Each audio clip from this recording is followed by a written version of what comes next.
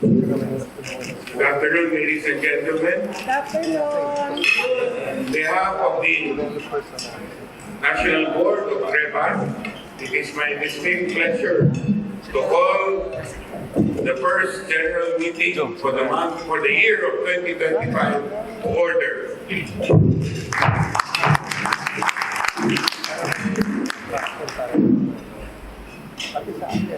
As we gather here today, not only to mark the beginning of another promising year for CREBA, but also reaffirm our collective commitment to shaping a dynamic, resilient, and inclusive real estate industry. Many things face us. First, let us take a moment to acknowledge the successes that we have achieved together in 2024. Through the unwavering support of everyone, CREBA has indeed made significant strides in advocating policies that promote sustainable development, housing affordability, and investment-friendly conditions. First, last year, if you recall, together we have made the holding of regional conferences a permanent priority to underscore our inclusivity policy, most especially for all the chapters outside of Metro Manila. We strengthened partnerships with government and key stakeholders among our allied industries. We empowered our members also to thrive in an ever-evolving economic landscape. We also amplified our educational programs and the opportunities to make available by our strategic global alliances, most notably NAR and the various forums that was held. We also increased our membership in both the national and chapter levels. We also reactivated our fellowship program, most notably the CREBA Golf Club, and held our regular bowling tournaments to promote sports and camaraderie among friends in CREBA. And more importantly, we pump up the CREBA Advocacy Council by inviting our forward-looking personalities, directors, and officers to address members' housing policy and real estate development and regulations concerns by attending also congressional hearings. These accomplishments remind us of the transformative power of unity and cooperation. Most notably, on the balanced housing and incentivized compliance, we are pursuing two parallel strategies. The first is the regulatory track, which involves pushing for amendments of the existing rules on incentivized compliance. We're happy that we are also asking from time to time former CEO, Commissioner Tony Bernardo, when it comes to this. His guidance on this has been very valuable. And the second track is the legislative track, which involves pushing for amendments of the balanced housing provision of Woodhide itself. Under the regulatory track, we have recently submitted to the SUD our draft amendatory rules to reduce compliance percentage to only 1.5% of the subdivision project cost or 0.5% of the condominium cost. This has been duly ratified by our previous General Assemblies, and we submitted that formally already, which means those that are using the various models for compliance, we have asked that this be reduced further down. So it will now be easier for computation as well on the socialized requirements. Again, may I repeat, it is to reduce compliance percentage to only 1.5% of the subdivision project cost and 0.5% or half a percent if it's a condominium cost. The current implementing mechanism for incentivized compliance, escrow, should be completely dispensed with. Instead, it should simply be a direct monetary contribution to a social housing subsidy fund with Pag-ibig as the fund custodian for use on interest subsidy or other financial support to beneficiaries of the 4PH program. This is another salient feature of what we submitted. Compliance amount should be computed based only on the construction bill of material and an appraisal report on the cost of the rollout at the time of acquisition. This is very important because right now at Missouri, instead of taking our word for it, in terms of the development budget, so that the escrow can be determined, what has been done is they are unilaterally imposing the cost of the development. Well, now, why are they doing that? The net effect of that one is a higher escrow amount that will have to be deposited. So even if your cost is only at 1,500 per square meter, in the computation of the escrow, if the suit says that is not true, this is the standard 2,500 per square meter, that will be the one that will be followed.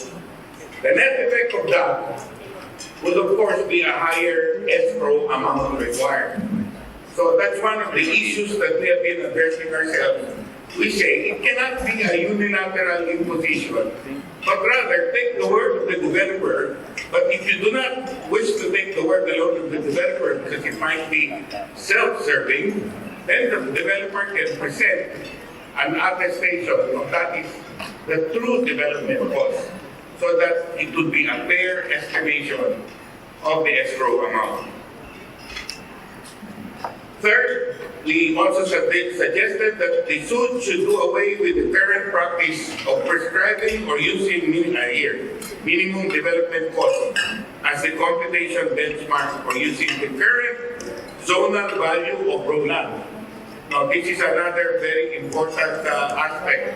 If you bought the land, you did not develop, because it takes about 3 years to actually start developing. The computation is your current value, not on the original cost of the raw land, which again is unfair. So that is one of the things that we have put to their attention. That is all under the regulatory track of things that we have been doing. Second, under the legislative track, we have also formulated suggested a draft bill wherein incentivized compliance would be included in the list of alternative modes of compliance allowed by UDA. So there's another way of satisfying the requirements. Our aim here is so that the regulatory reforms we have proposed will be written on the law itself, so they may not necessarily be revoked or changed at any time by the agencies concerned. This is very important because not unless it is written clearly in the law, then it will always be subject to change by the different administrations. The BIR was also reported to be in the process of drafting new regulations which would require the seller to remit the output VAT based on the entire gross selling price upon issuance of a billing or invoice to the buyer, regardless of whether the latter has already paid.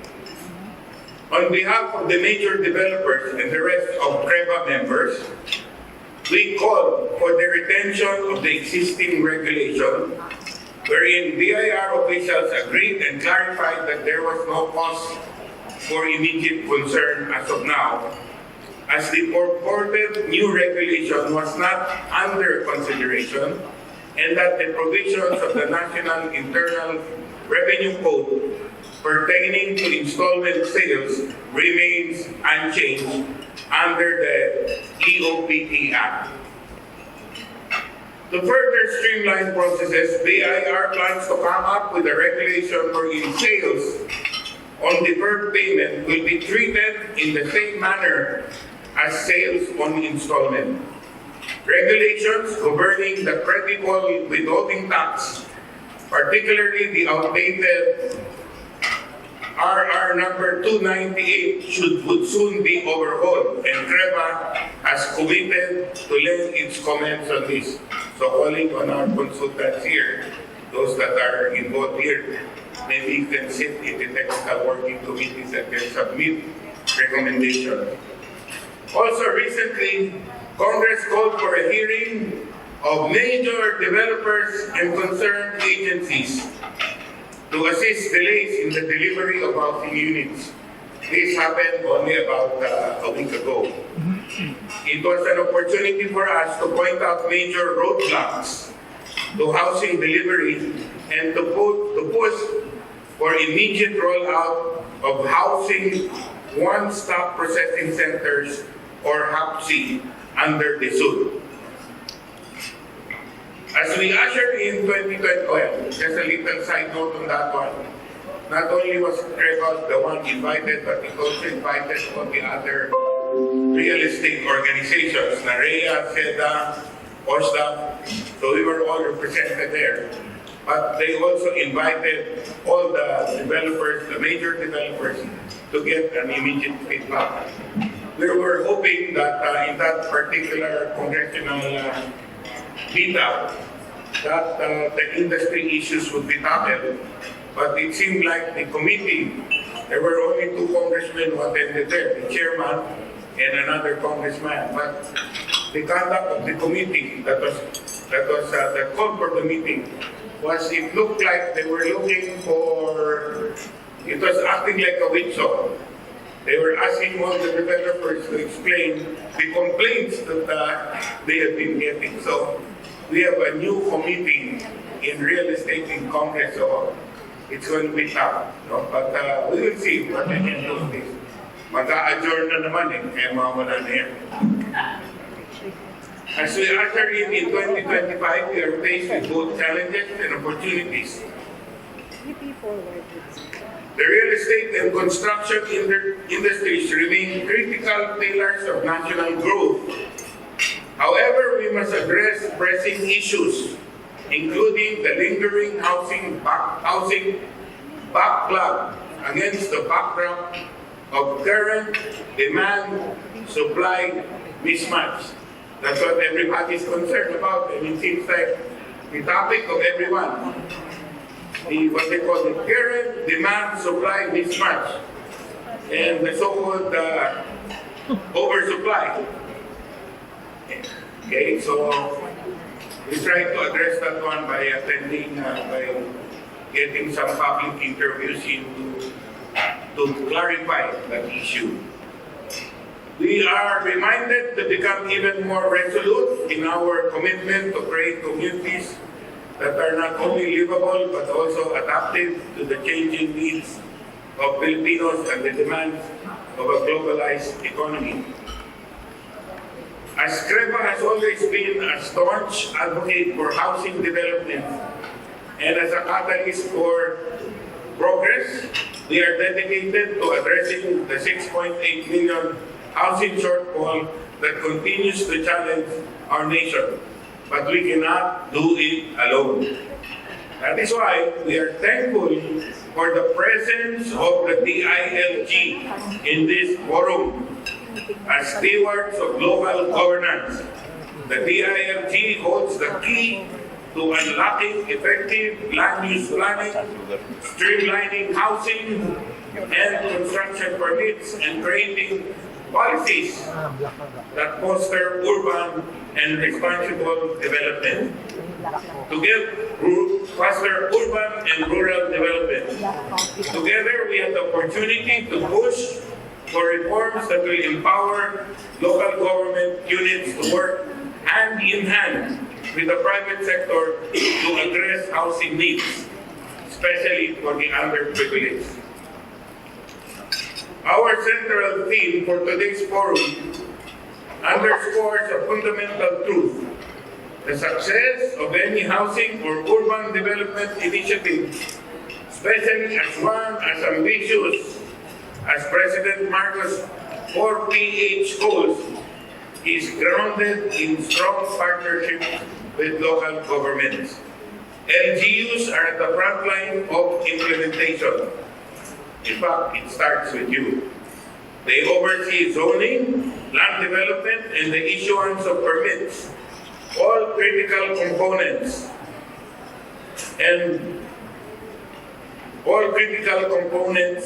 that make it feasible and sustainable. Okay. To CREBA members all over the country, especially to our chapters on the ground, today this is a call for action to start our 2025, despite all the challenges that we face with the bank. Let us strengthen our ties with LGUs, provide our technical assistance, and continue to advocate for housing policies that balance the interests of public as well as private interests. Let us be proactive partners in nation building, recognizing that every house we build is a foundation for a better future for our countrymen.